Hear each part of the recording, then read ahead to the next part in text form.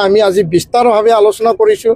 মই স্পষ্টকৈ কৈছোঁ, 6 জনগোষ্ঠীয়ে জনজাতিকৰণ বিচৰা সেই জনগোষ্ঠীটোৰ প্ৰতি আমাৰ সন্মান আছে, আমি মৰ্যাদা সদায় দিওঁ।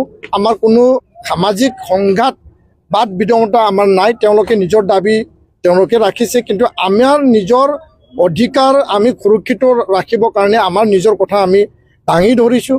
আৰু এই ক্ষেত্ৰত নিখিল বড়ো ছাত্ৰ সন্থা, চিচিটোৱা, ট্ৰাইবেল সংঘ আমি একত্ৰিতভাৱে আমাৰ অধিকাৰক সদায় ৰক্ষণাবেক্ষণ দিবৰ কাৰণে, চেফগাৰ্ড ৰক্ষা কৱচ দিবৰ কাৰণে আমি কাম কৰি যাম। আজিৰ এই মিটিঙত এই গোটেই প্ৰক্ৰিয়াটো আমি আলোচনা কৰিলোঁ। মিটিঙত আমি শেষত ডিচিশ্যন ল'ম আৰু আমি কি পন্থাৰে আগবাঢ়ি যাম। আৰু বৰ্তমান পৰিৱেশ পৰিস্থিতিত এই কথাও মই দেখিছোঁ।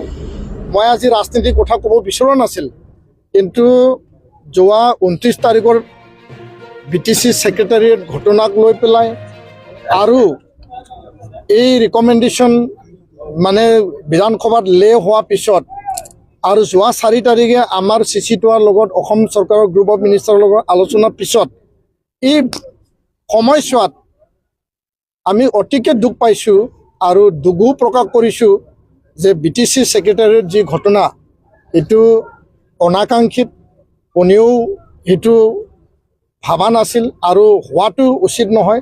কোনো হিংসা আমি কেতিয়াও প্ৰশ্ৰয় নলওঁ।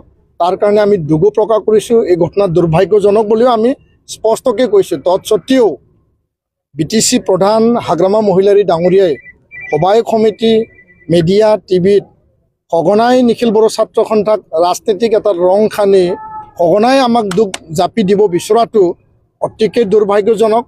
আৰু মই এইটোৱে ক'ব বিচাৰিছোঁ যে তেওঁ জাতিটোৰ লগত আছে না তেওঁ ৰাজনীতিৰ লগত আছে, সেই কথাটো স্পষ্ট কৰিব লাগে।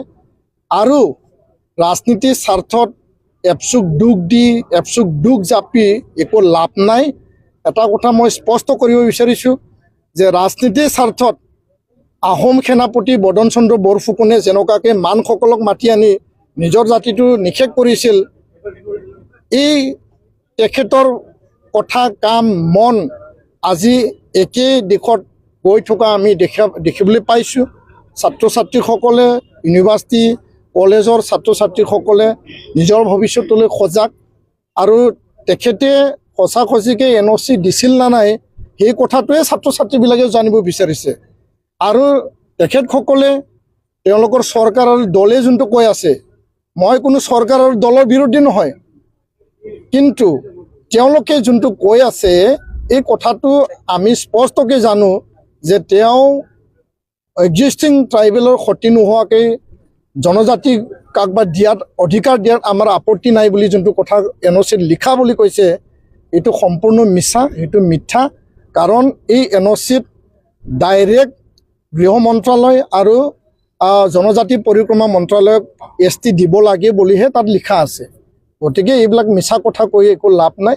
আৰু ইয়াৰ কাৰণে মই ক'ব বিচাৰোঁ যে এই জাতিৰ সংকট কালত, জাতিৰ অস্তিত্বৰ এই সংকটৰ মুহূৰ্তত আপুনি ৰাজনীতি কৰিব নালাগে। আপুনি জাতিটোৰ লগত আছে না আপুনি NOCৰ লগত আছে। আৰু মই ক'ব বিচাৰোঁ, যদি আপোনাৰ ইমানেই আপত্তি আছে আৰু পুনৰ NOC পঠাই দিয়ক। যিহেতু বাৰম্বাৰ কৈ আছে যে আমি আকৌ পুনৰ NOC দিব, দি দিয়ক, আমাৰ আপত্তি নাই। আমাৰ কাম, আমাৰ সংগ্ৰাম, আমাৰ ৰক্ষণাবেক্ষণ, আমাৰ ৰক্ষা কৱচ আমি কাম কৰি যাম। আৰু আপুনি ৰাজনীতিৰ স্বাৰ্থত যদি NOC দিব মন আছে তেতিয়াহ'লে আকৌ দিয়ক, আমাৰ ক'ব লগা একো নাই। কাৰণ আপুনি এপচুক যেনেকুৱা টাৰ্গেট কৰি লৈছে সেইটো আমি দুখ পাইছোঁ। আৰু চৰকাৰৰ মুৰব্বী, চৰকাৰৰ প্ৰধানজনৰ চিন্তা চৰ্চা, মন মুগ্ধ তেনেকুৱা হোৱাটো ভাল নহয়। ধন্যবাদ।